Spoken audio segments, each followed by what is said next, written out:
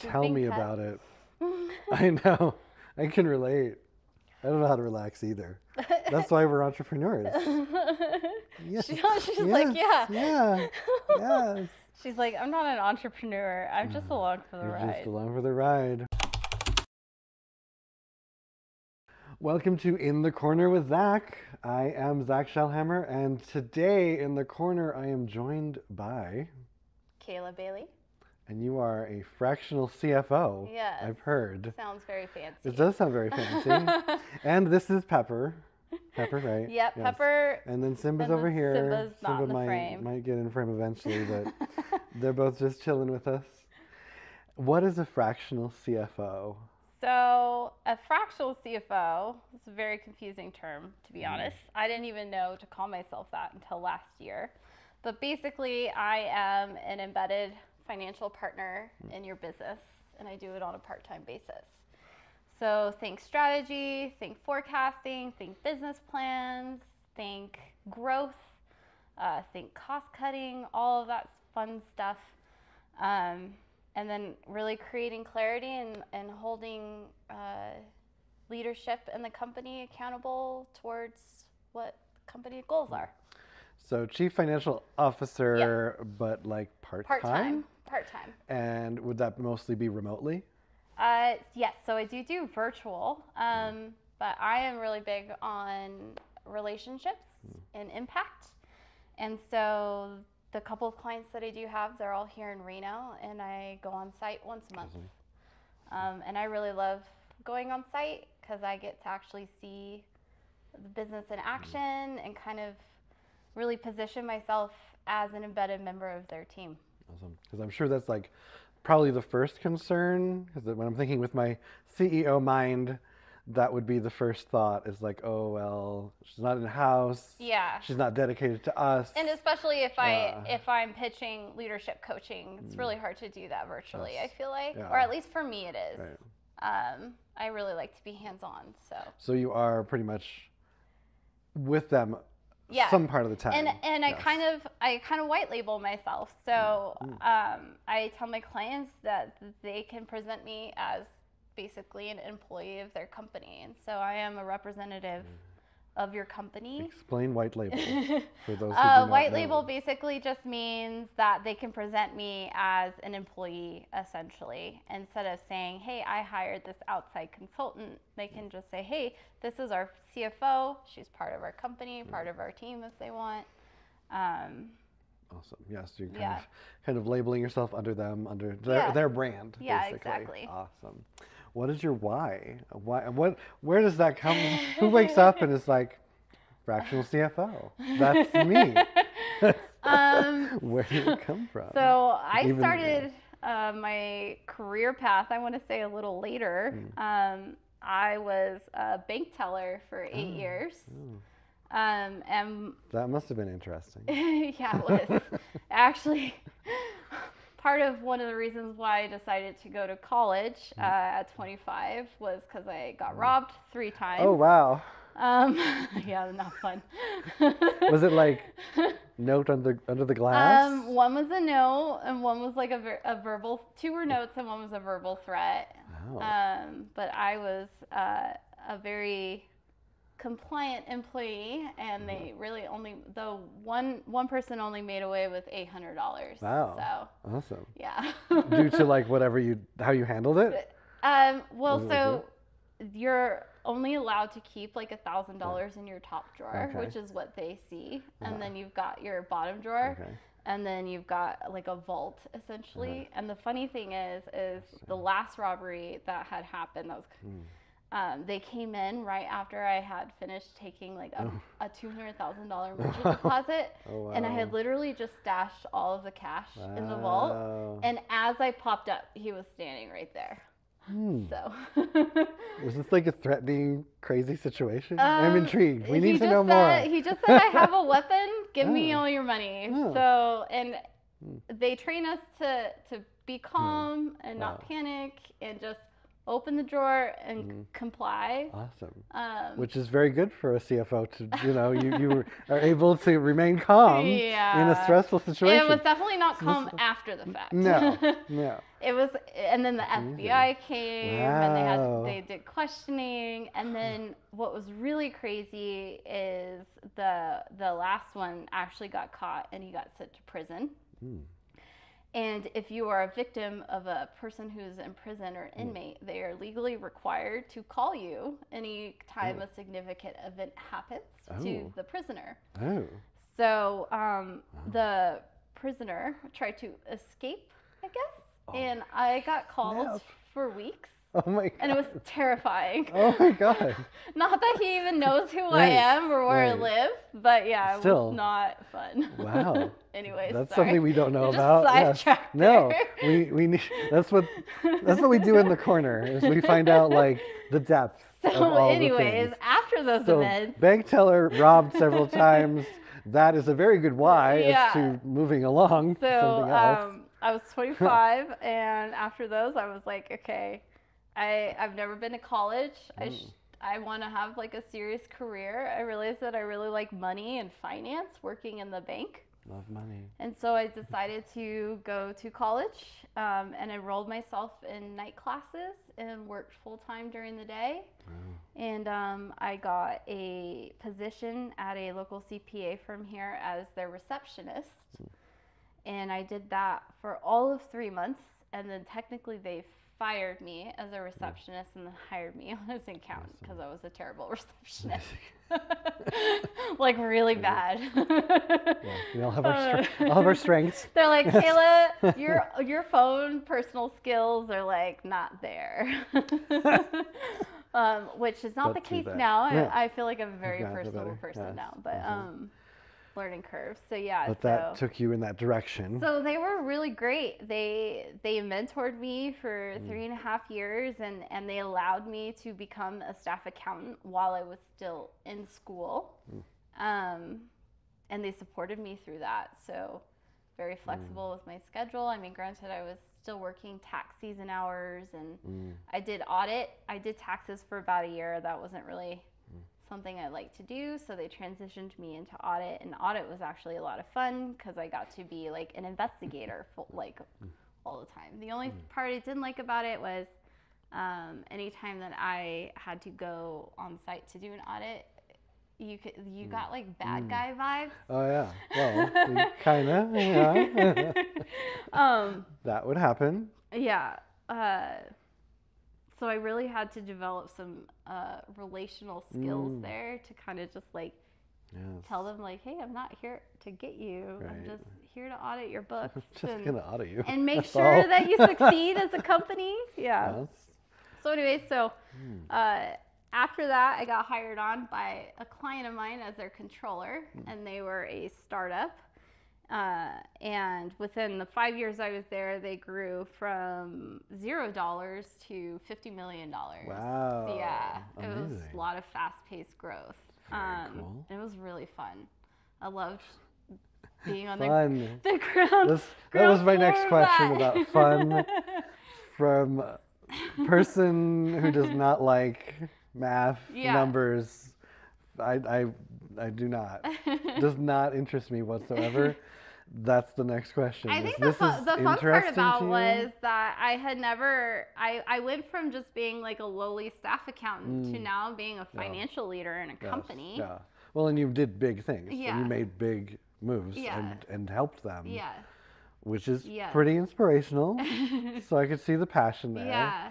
And numbers are and like. And I got to be there. When we went through some, we got to buy a couple companies. I got to source financing for them. I mean, it was a really great hands-on experience.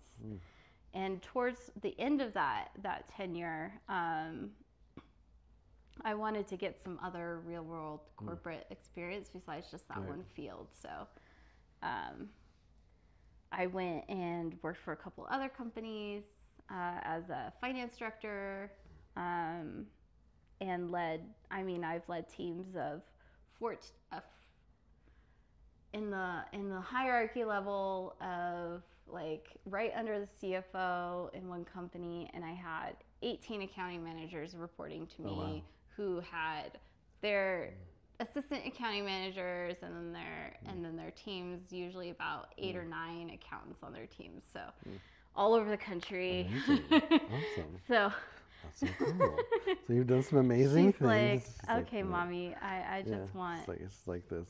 Whatever this is, I like this. Let's keep doing this interview. Yes. And so the last company that I worked for was great, but in that time period, I really got this idea of like, I'm leading these teams, and they only really need me towards the end of the month to close the books, to sign off on everything, and then to update the forecasts and kind of be like, hey, this is what our goal is. Are we on track? And then there was a lot of strategy in that as well. Unfortunately, they got bought out by another company, and I got laid off because they already had a finance team and higher level. And so during that period, my husband and I were talking, and they gave me like 6 months severance, so which is great. That's great. Yes. My husband and I were talking, and we were just like, you've been talking about starting your own business and making what you do accessible to a wider range of companies, because at that point that company was like a $25 million a year company, and they couldn't even afford like a high level CFO. They were trying to hire one, and every single CFO that they were interviewing was asking for like $400,000 a year. Wow. And equity shares on top of that. And I was already kind of doing their job, but I didn't have the title, right? Right. So in my mind, I'm like, well, I could help these companies for way less than that, and be content. And in that time period, I started to have like a lot of health issues as well. Got diagnosed with some autoimmune diseases, which hasn't been fun, and chronic illness. So stress has always been like a really big trigger. And so the idea of making my own schedule and being my own boss really appealed to me. Definitely. Because at the end of the day, like, I have to take care of myself and be true to who I am, and my health is important. Authenticity. Yeah, exactly. I love the authenticity. And I've always been, I feel like I haven't always considered myself like a leader, but at that point I was like, I feel like I was my own boss at the end of the day. Yeah. I think the best leaders find out that they are leaders by accident. And I think I found out it was a leader. I mean, I've got a handful of letters upstairs from employees who have said, like, you've been an amazing mentor. Oh, yeah. And to me, that kind of like spurred a passion, because I didn't have really I had a couple of male mentors, which was great, but I didn't have any female mentors in my career at all, like not a single one. Other than my boss at the bank, she was amazing. Awesome. She is now like a head honcho over at Nevada Women's Fund. Amazing. Love it. Love it. Yes. I'm hoping to get a part of that someday. Awesome, yeah. I don't think people realize how important that is, or how lacking until recently that has been. Women leadership and mentorship, and I think is so important. It's been extra hard too, because like at the last company, I was the only female executive. Wow. And I feel like I was constantly having to fight to be a voice in the room. Yeah. Hoping they're not watching this. I think it's a fair statement. I don't know. I think about that a lot myself. I felt like I would go to bed at night thinking of ways like, how do I make myself feel bigger and be louder? And at the end of the day, like, I wanted to do my job and not feel like I also had to fight for it at the same time. Yes. Yeah. And people don't see that. That's why, even if they are listening or watching, it's like, I think they need to like hear that. Yeah. Like I say a lot of things now about a lot of the places I worked in the last 20 some years, and they'd probably be shocked, like they thought everything was fine. Yeah. But it's that the minority person fighting for that space. Yeah. And that air in the conference room is like ridiculous. I think the hardest part too was I was watching all of the male leadership have regular one-on-one meetings with the CEO, and they were getting coaching and leadership training, and I'm over here like, hey, are we gonna have a meeting like together like at some point like. Oh yeah. Oh, I remember that. Well, I guess we could have a meeting. And then I get in my own head, and then I'm like, oh, maybe I'm not doing my job good enough. You know, I once had like the CEO said to me, it's like, well, no one complains about you, so you must be doing your job right. I'm just like, seriously? Yeah. I need constructive feedback to grow. Yes. And that's one thing I tell my clients as well. Like, if I'm not doing something good, like, tell me. Let's talk about it. Let's talk about it. Yeah. I also like review all of my client calls that I have and watch myself, which is really uncomfortable. That's really uncomfortable. Yes. We were just talking about that off camera, about how uncomfortable it is to watch ourselves on the video. Yeah. But it's so, and sometimes it's more surprising. In a good way. Yeah, you learn a lot about yourself. You learn a lot. Say that. Or like you actually, habits, or you think, okay, this actually wasn't terrible. I am not sometimes. an eye contact person, so I'm making eye contact now. I think that part of that just stems from the fact that I'm just like, my mind isn't. Well, there's a different level of like the eye contact sometimes because I'm talking to people and like they're all over. Yeah. And I used to be one of those people that I'm like all over. But I have learned I need to be looking at the person. It's very important. Yep. But we're so our energy levels, our brains are wired differently. There's a little ADHD in here in all of us. There's definitely some ADHD up in here. and that's why when I'm sitting with someone like at a restaurant or something, I'm like, I try to be away from the crowd because otherwise I am like watching everyone in the room. I definitely get overstimulated in large environments, but at the same time, like I also need to be in those environments to thrive. Yes, so true. Yes, and so the title, like Fractional CFO, I know we've talked about before, like you didn't know that was even a thing. So when I started this, I had a really unique opportunity, and I will always forever give a shout out to Tracy over at Building Profits. She reached out to me on LinkedIn because I had posted on LinkedIn, hey, I'm thinking about getting into financial consulting.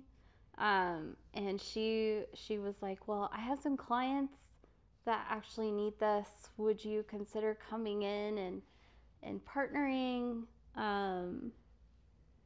At the end of the day, though, I was still an employee, and there was something inside of me. There was like a really like an inner turmoil where I had these ideas about I was still on someone else's timeline and schedule. Yeah. But she mentored me. She gave me an opportunity to just go out there and connect with people and network, and she sent me to this conference. So when I came on with her, I was director of client financial advisory. So that's what I was calling myself, a business financial advisor, which though at the end of the day is not accurate, because when you think of a financial advisor, you think of wealth planning and 401ks and all this stuff, and I don't do any investments. I don't do any of that. So she sent me to this conference, and it was a conference for fractional CFOs, and there were 450 people at that conference. And here I am, this shy person who has never networked a day in her life, who has always been like the behind the scenes person, leading the teams quietly in her corner. And I was at this conference, and day one, I just had like this inner voice inside of me saying like, what do you have to lose? Why you're not talking to people? And so I just met so many amazing people there, but they were all calling themselves fractional CFOs. So I'm like, I guess that's what I should call myself too. I am. That's great. Kind of catchy. Yeah. And that was kind of your first foray into networking. Yeah, it was my first foray into networking. And then because I told myself, what do I have to lose? Which was literally nothing at that point, because I've never done it before. So I had no reputation. Right. No one knew who I was. I was a nobody. And I just made some really great connections. And while I was there, I actually got invited to be part of a fractional CFO mastermind from the person who threw that event. Okay. And this mastermind was for companies who were making like over $1 million. And I was not anywhere close to that. But I guess my personality and the experience that I brought to the table kind of just showed through, I guess. And so, I got an opportunity to get mentored by these $1 million fractional CFO firms. That's so cool. Which was amazing. And that was for 12 months, and I did that every month, and that opened up a lot of doors for me. But while I was in that group, they kept asking me, they're like, Kayla, why are you not in business for yourself? Why are you keep talking about wanting to be the boss of your own time and all of that, but why are you not doing it for yourself? And then also, they were really trying to be like, who are you passionate about working with? What's your niche? Yep. I don't have a niche yet. So I call myself industry agnostic. Oh, that's a good word. Partly because I have such a huge passion for learning. Oh. And I consider myself very adaptable to the environments that I'm in. But while I was there, I realized because I didn't have any female mentors in my career, I wanted to work with female-owned businesses. Like that, the idea of that really excited me. So that's my niche. And we all find, whether we want to or not, we find it. Yeah, exactly. And epic that you did, and reflecting on that, like there's not a lot. I think for female business owners. And I think part of it is like, because I'm starting to meet these amazing women, but I think part of it too is feeling like if you say you only work with women-owned businesses, you're not being inclusive. Is that the word? That is, yeah. Yeah. It's a weird line. Yeah, and, it is. And being that I am I just kind of fall in line with female-owned businesses. I have a lot of female clients. But that's because you're a relationship person. But yeah. And one thing I really appreciate about you is that you're genuine. And I don't know. As women, I've just grown to know that women really value relationships, and they value community impact, and they value legacy. Yeah. And it's true. It's like, that's why I say there's like somebody for everybody. Yeah. And I'm never competing, because it's like if I meet another coach who's doing literally the exact same thing, I can still see like, oh, I can totally see who I would rather refer to this other coach than myself. Yeah. And when I have that like one-on-one, it's important to recognize that. Absolutely. Yeah. And when we have that one-on-one, 1 hour like consult, fact-finding kind of thing, meeting, you usually are immediately know like, oh, we're just not meant for each other. Yeah. And it just so happens I'm more of a relationship level. And if you recognize that and you're honest with that person and you're like, hey, I actually have someone who I think would be better suited for you, you're going to get referrals from that person because they recognize that you know who you want to work with and who you can help, and you're not trying to be everything for everyone. I think I still struggle with that, by the way, which is probably why I haven't chosen an industry niche yet.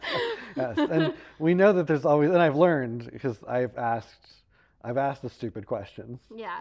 And I admit that I have. I don't think there are any stupid questions. Stupid, although it just depends on who. It's not stupid, you're asking. but it's not. I guess if you consider a stupid question would be like a question that you've asked for the fourth time and they've told you the answer to, and you're not listening. You're right. You're right. It's a stupid question. Yes. I just think back. I did a podcast that it never got published. It wasn't my podcast, and maybe this is why it didn't get published. But I was speaking with someone who was extremely, very, very strong on female-owned business, working with women, and I asked the question, why? Why just women? And they took that totally the wrong way, because I was trying to find out. Why are you being why are you not including? I didn't even mean it that way. Even it was more just I was thinking for the audience, because I know men as well who are just like, well, what about me? Yeah. And when you do that, it's funny you say that, because I've had lots of people who have questioned that when I've gone with this direction. We're like, so like, are you're like the burn the bra movement? Oh, and yes, like, yeah. No, it's not about that. Yeah. And I think the answer I got was a very stern, well, you all get enough attention. Yeah. You men get enough attention. I'm like, you're not wrong. Yeah. And now that I've been more open in all the circles, we just attended something the other day where someone raised their hand and was like, and it wasn't a man. Yeah. He's like, well, what are you doing for men? Yeah.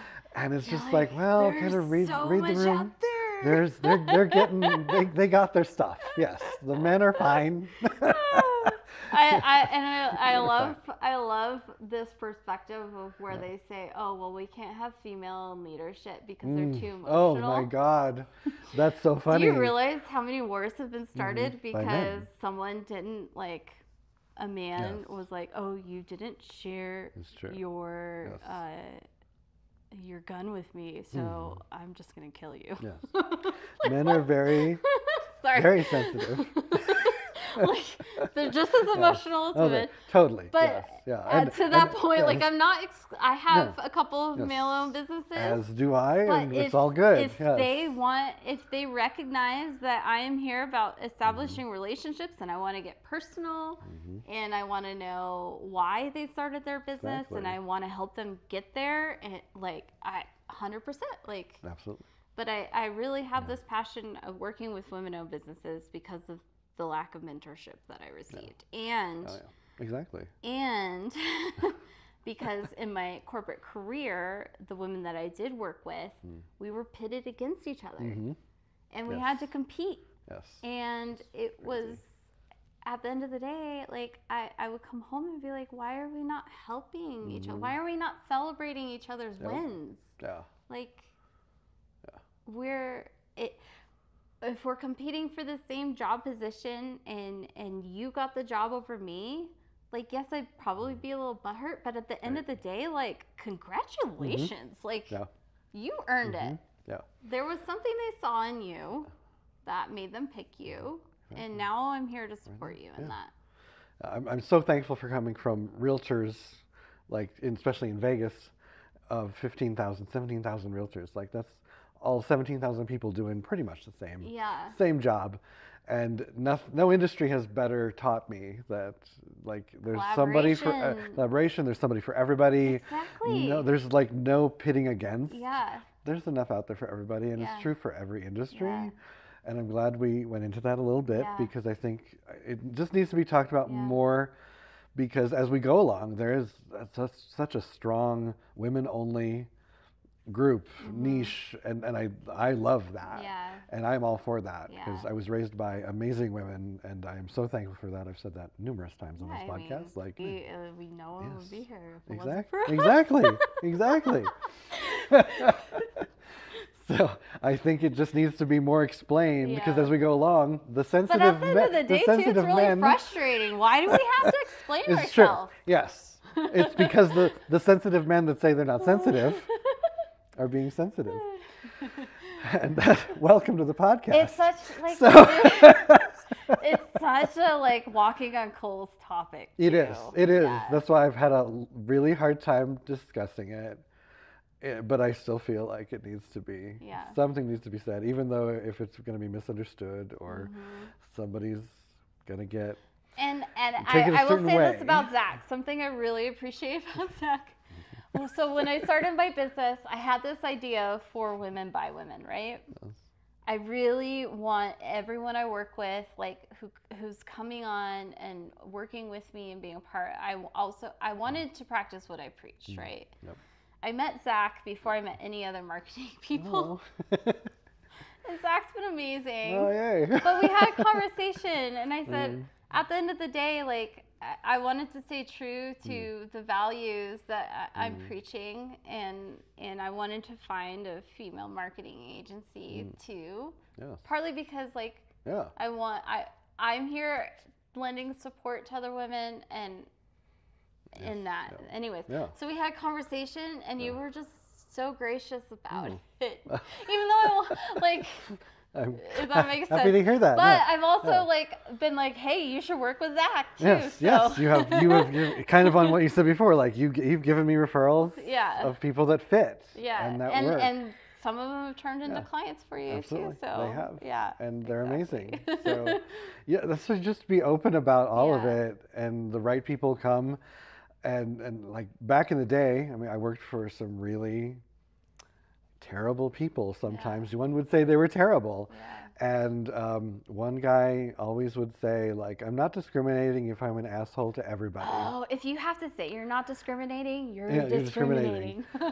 But in the law, like he was like literally citing the law. Like, I treat everyone equally, and that is as an asshole. And therefore, I am not discriminating. Yeah.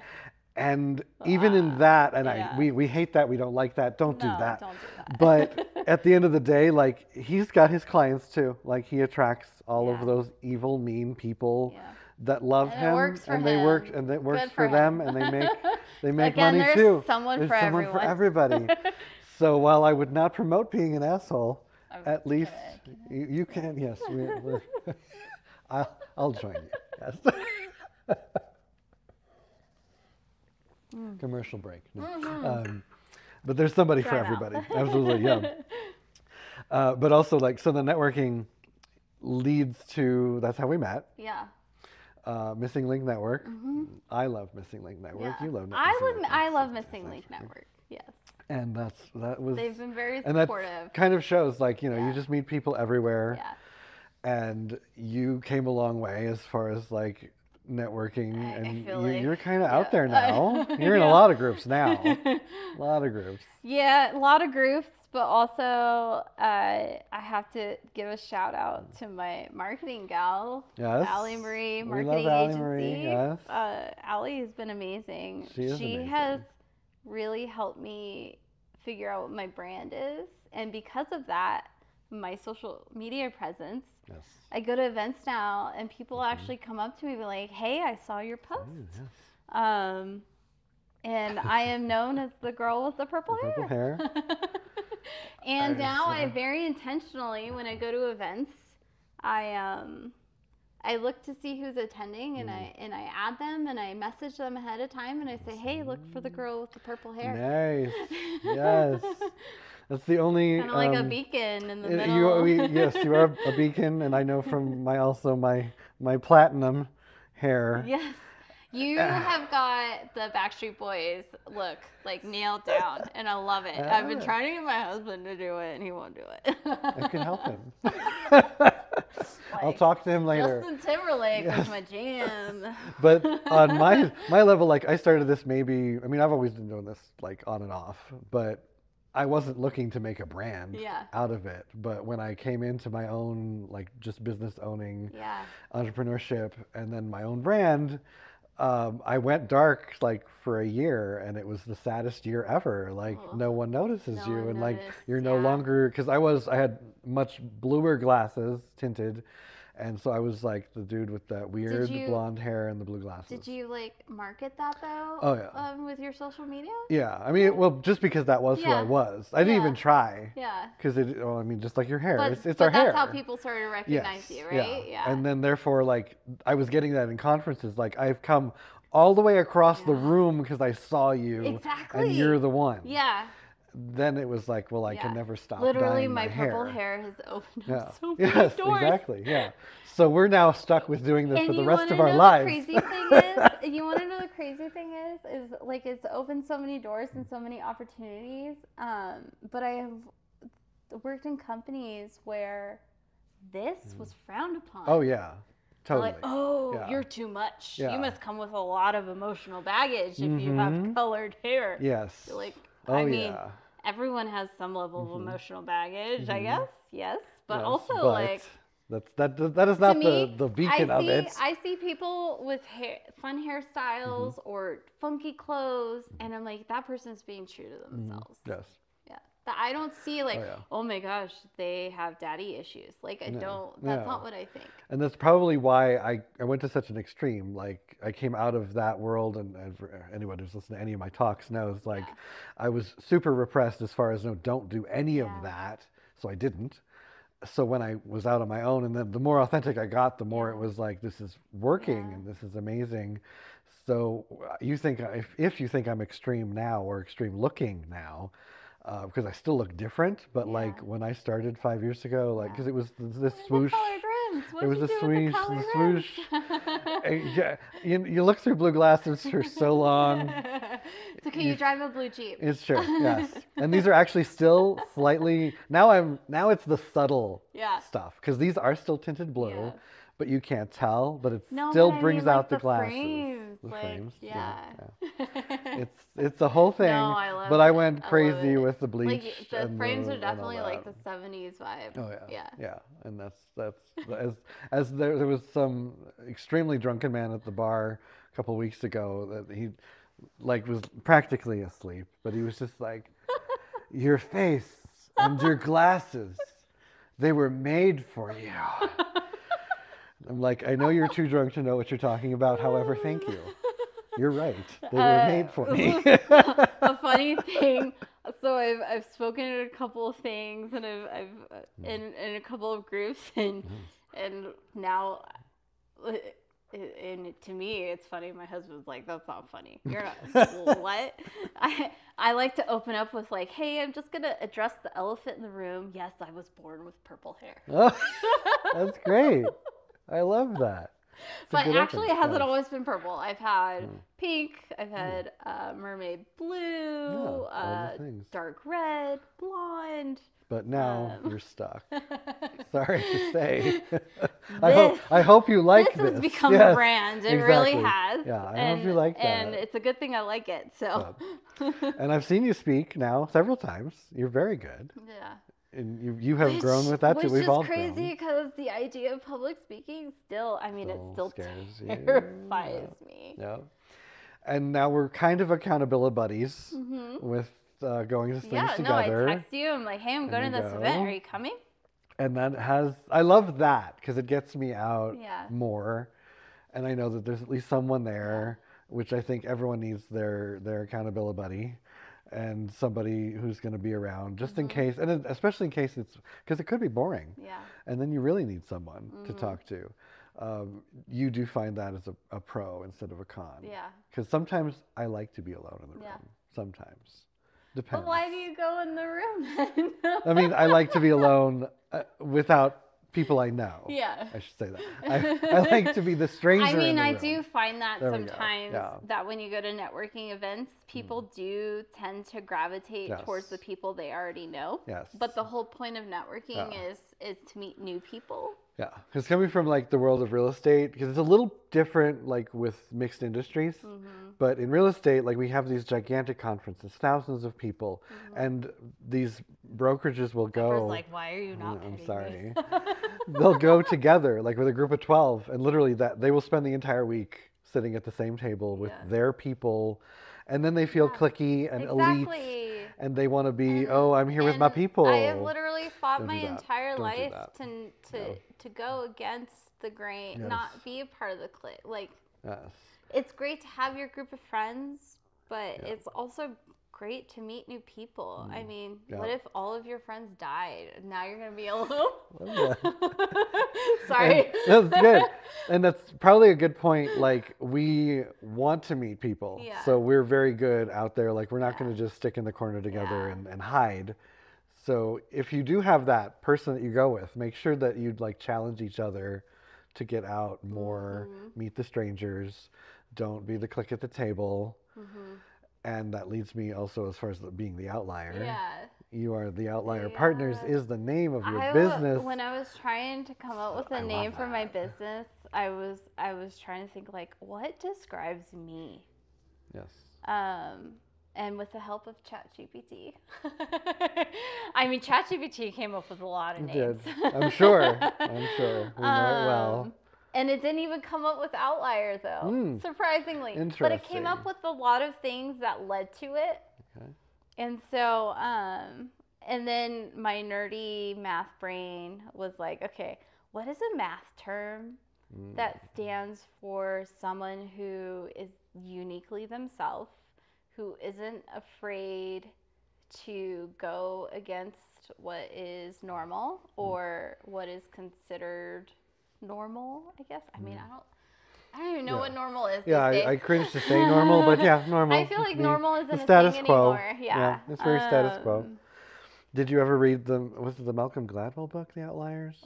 Oh, that's a good one. Because it's all about outliers, and that's where I came up with that. That's where I learned of that phrase. Initially, it was a long time ago.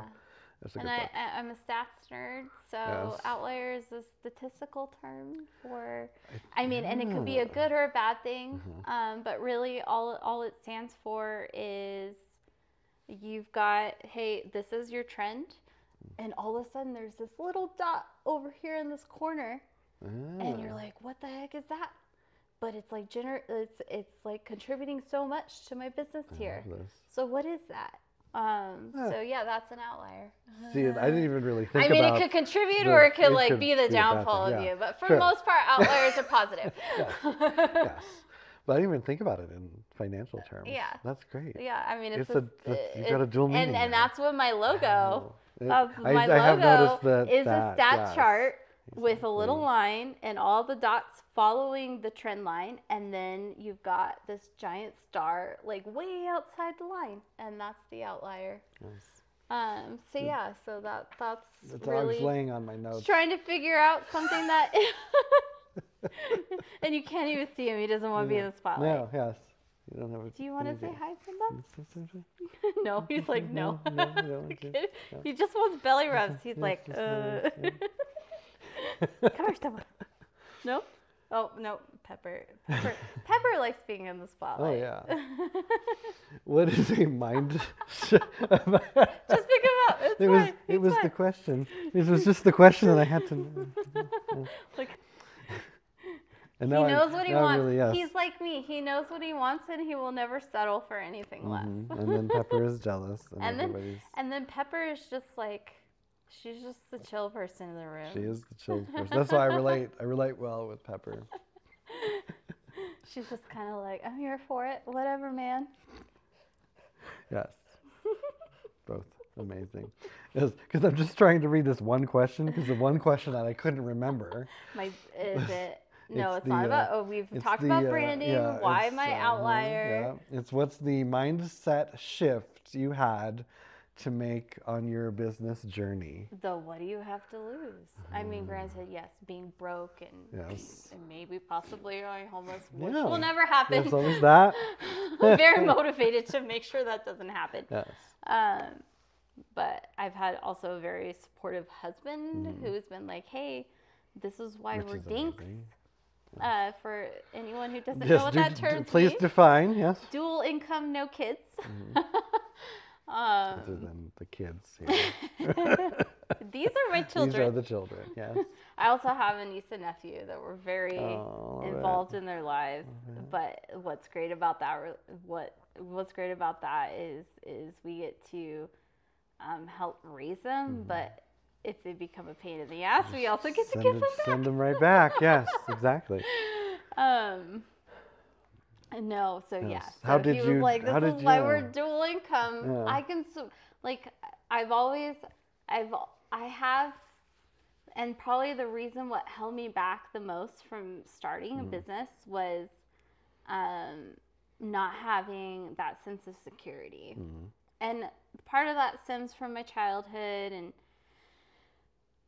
that's a whole nother story. So we won't get into that. Another episode. I got adopted, and there's just lots of things there. So yeah, sense of security has always been very important to me. And so being an entrepreneur, you kind of throw sense of security out the door. It's that invisible walkway that you're stepping out on that you don't know. Oh, so is anything going to be there or not? It's still so scary. It's still so scary. Yeah. It probably always is.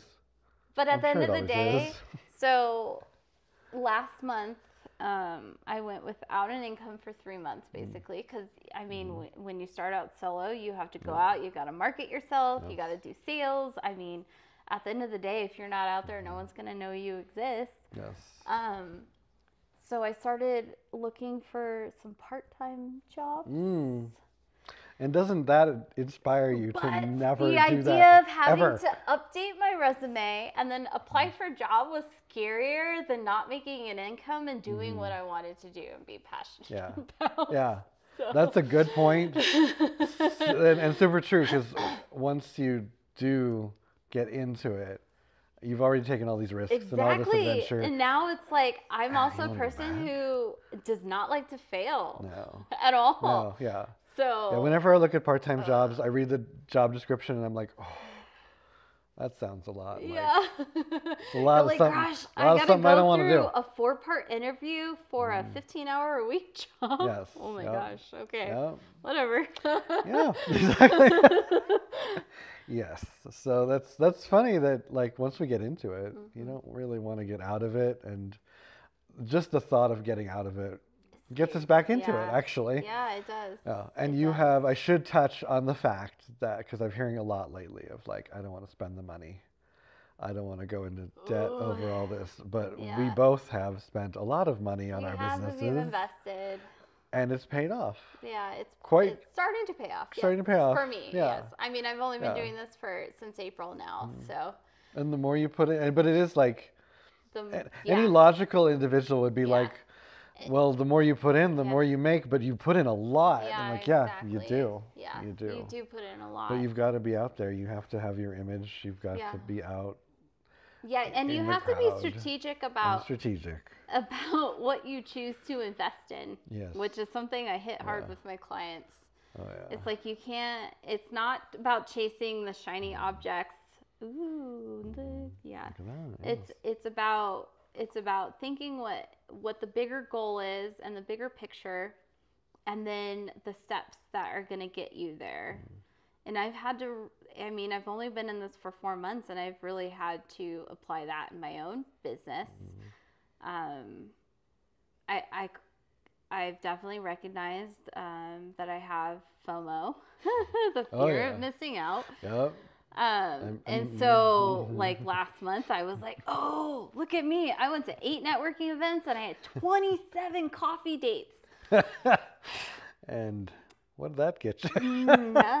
I mean, nothing so far. Nothing so far. I mean, referral partnerships require nurturing and really establishing that trust bond and getting them, because they're referring people to you that they already have relationships, right? Yeah. So I'm never going to refer someone to someone else that I know, that I don't know what their work product is going to be like. Yeah. So and this, because I always have been preaching a client I onboarded this month was a referral from someone I met last summer. Yeah. Yeah. Because it is true, like, out of all those coffee dates, something will come. And I love meeting people, but I realized that I need to be really strategic about the partnerships that I make. Because you could just go out there and do, because I used to preach that all the time, just go out and do all the things, like whatever, just something will stick eventually. But if you want something like right now, you've got to be a little more strategic. I'm missing my first conference in 3 years that I've gone to every year. The real estate one, yeah. Because you're trying to get out of that box, right? I'm getting out of the box, but because they have 2. They have one in San Diego, one in New York, and I love New York, and I love the conference in New York. And I just decided, like, it's just not the time. Moving my business to Reno, moving Yeah. myself. I'm not going to go to San Diego in July. That doesn't thrill me with the, I don't know what y'all were thinking. I mean, before that it was in Vegas, so I don't know what you were thinking. But it's just too hot. And I like that winter networky fun. But it's killing me. It's this next week, and it's killing me that I'm not there to support my folks, because I'm still an ambassador of that conference, and I'm still going to be. Yeah. But I had to miss one, and others have missed many. Like, this is just something, because they're strategically going to what they need to, and they know when to say no. And for the last couple of years, I always say, my last 2 years were the years of yes. I said yes to everything. Yes, I know. And now I need to say no, and that was a big no for me. And I know I'm gonna see all those photos of all y'all. And then you're gonna have the FOMO. And I'm gonna be and like, then you're gonna find yourself sitting on your couch, just drinking some wine, and be like, oh. Like, I'm not in San Diego. And then texting Kayla, hey, you want to go hang out to distract yourself? Distract us. Exactly. No. So it is very important to be strategic. And since you're doing that so early, that's really good that you're doing it early. But also strategic, again, about the investments that you make as well. And when I started this, one of the things, like, I sat down and I mapped out all the things that I needed to do to get this up off the ground. And then I highlighted the things that I knew I was not good at or I didn't want to do. And the number one thing was marketing. I am not a social media person. If you go on my personal Instagram page, I post maybe once every 8 months. And really, I just do that to make sure that my family members know I'm still alive. Wow. Yes. I mean, I talk to my family regularly, but extended family. Yes. So they know, yes. And their friends. Because I've always been kind of like that person that just lives in the moment, and I never really take time to stop and, like, contemplate or think, oh man, I should be capturing this. So that was kind of like the one thing where I was like, okay, if I'm going to invest my savings into this, what am I going to invest in? And marketing was one, because we live in the age of social media now. Hire your weaknesses. And it's paid off. And it's paying off. Go into your genius. You're focusing on your genius. So my genius is not marketing. And marketing pays off, people. Listen to that. If you could tell little Kayla what to do differently. Little Kayla, it would have been like, why did you wait so long to do this? Yes. Because I literally, I think about it, and I think about all of the health issues I've had over the years, and I think about the stress that I've endured, and I think about the competition aspect that really contributed to the problems that I was having, and I could have skipped all of that. So just do it. Just jump in. And what spurred me to start this really was in January, and I've never really, mental health is huge, by the way. Sure. I've never really experienced panic attacks.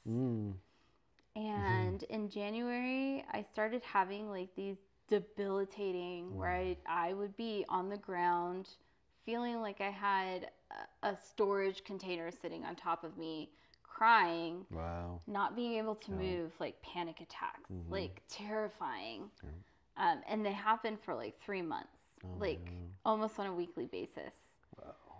And then one night it clicked with me. Like, I knew that I needed to do this.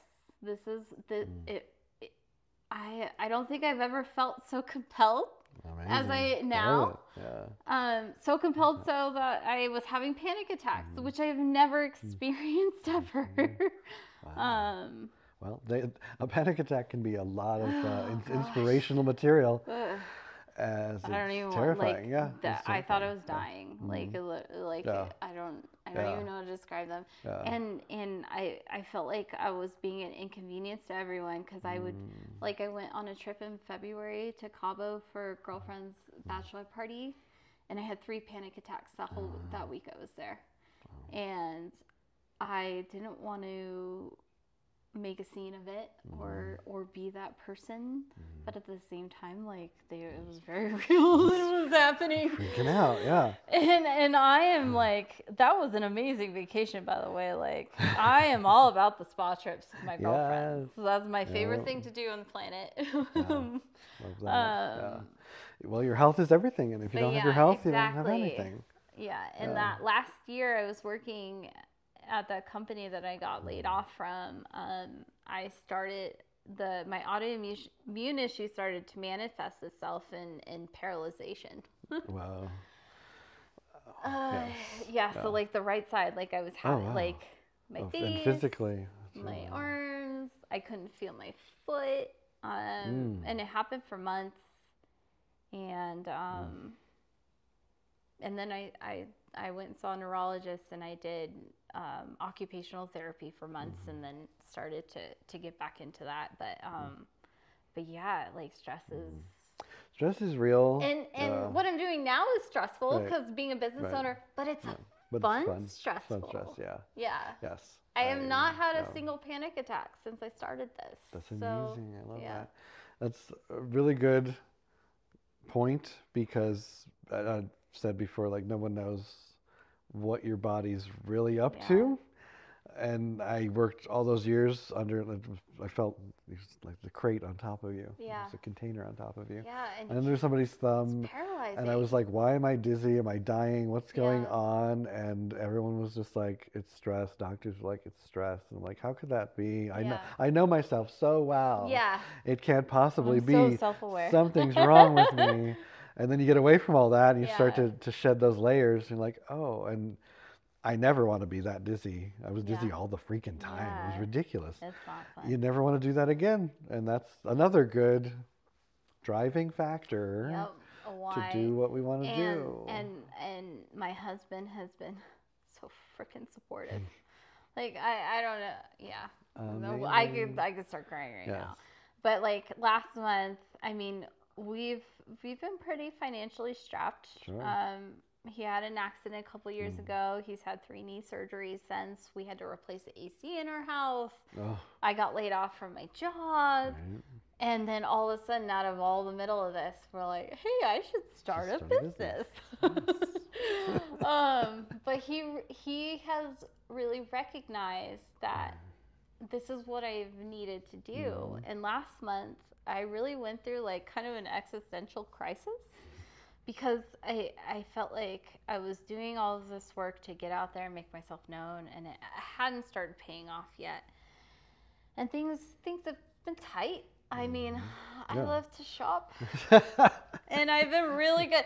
My husband said the other day, he's like, I'm so proud of you. I haven't seen an Amazon box in months. Wow. Nice. Yeah, because even if he is like supporting, it's still going to be tough. Like it's like, a strap Kayla, situation. Like, it's really funny. He's like, Kayla, like, you are amazing at helping businesses grow and make so much money. He's like, but why are you not applying this to our life? And not that we're we're fine, but. It's probably like a fact of some. There's an analytic out there somewhere about how the professional does not apply it to themselves. As I've shared many times with my coaching in my head, is like, oh, you're screwing it up, dude. Yeah. But I could tell anybody else how to do it just right, but I can't. Yeah. So that is so true. But he's been very supportive. And last month, I definitely had like a crisis of like, oh my gosh, I'm not making any money. I'm not contributing. What's going to happen? And he was like, Kayla, like, no, remember we talked about this. We're going to be fine. We're going to be okay. Like, it's going to be good. I love that. And he's like, it's going to pay off. I know it's going to pay off. And like, so. So next for you and the Outlier partners, it's just more growth, more amazing things. And I position my business, part of the branding, to be plural, because I know I'm going to have employees next year. Perfect. I love it. There's the goal. There's the answer. And I have this idea of it's not just going to be fractional finance. It's going to be the whole C-suite. It's going to be the whole outsourced C-suite. And it's going to be a whole outsourced C-suite of badass women. Yes. Yeah. Yes. I am so excited for it. So that's what I'm working really hard to getting to that. All of my friends are in C-suite executive positions in their companies, and I want them all to come and partner with me. We're talking about it. That's amazing. I have a girlfriend who is a C-suite project manager. I have a girlfriend who's a C-suite operations manager. I have a girlfriend who's a C-suite technology manager, a C-suite marketing manager. Like, I would love to bring that full picture in. This umbrella, yeah. And then, I mean, I truly believe that a CEO or like a solopreneur can, if they have a company and they want to grow and build, I feel like they could still be a solopreneur and hire a fully outsourced team. Absolutely. And keep their overhead low. Yep. Yep. Yes. So. And who better than a bunch of badass women? And if there are I would prefer that. Incubators or investors watching this, I would love to come in. Yes. Because at the end of the, like the incubator, I love the incubator or the generators who have these ideas, starting these companies, and then bringing in all of these outsourced execs to start it. And these businesses are making, I mean, making a lot of money. And then also with the Outlier, if you think about all of the unicorn businesses out there, and for those of you who don't know what unicorn business means, it is a non-IPO billion-dollar company. Perfect. So, if you think about the unicorn businesses that are out there, they all started with original outlier ideas that don't conform to traditional standards or so I want to be that. So I don't want to be a billion-dollar company. I just at the end of the day, my goal might be an accident. My girlfriends and I, we actually want to have like a co-op in Europe with a vineyard, and I have this idea of having a giant rose garden, like a secret garden. That sounds wonderful. You can't see my house, but I have a whole garden upstairs inside my house.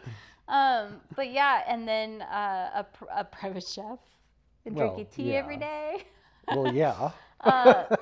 So what do I have to do to support that? Exactly. You've got a good, solid business plan for that projection. How can all those folks get in touch with you? Where can we find you online? So I have a website, theoutlierpartners.com. You can also find me on LinkedIn, Kayla Bailey. You can't miss me. My profile picture has purple hair, and find her the purple hair across the room. I have researched. There are no other Kayla Baileys in this, at least that I have Googled, with purple hair. Thank goodness. That would be very confusing. Thank you for joining me in the corner. This has been fun. I was actually kind of nervous going into this, and actually turned out to feel very We're in the natural corner, for Christ's sake. It's okay. And thank you for bringing Pepper. And you cannot see Simba, but Simba's awesome too. I love it. I think that this one is going to bring a lot of viewers because people like to watch videos of dogs and They cats. Probably haven't looked. Some people probably have looked only at Pepper. You might not even notice that I look like a Backstreet Boy and Kayla has purple hair. Join us next time. See who's in the corner with me. We are like back to more recordings because I'm being held accountable now. I have accountable buddies for podcasting too, so I hope to do more. And I feel like I've been kind of hounding you. You have. You did remind me I needed to do this. So thank you, and thank you for being open and honest and amazing and authentic. Thank you. Until next time.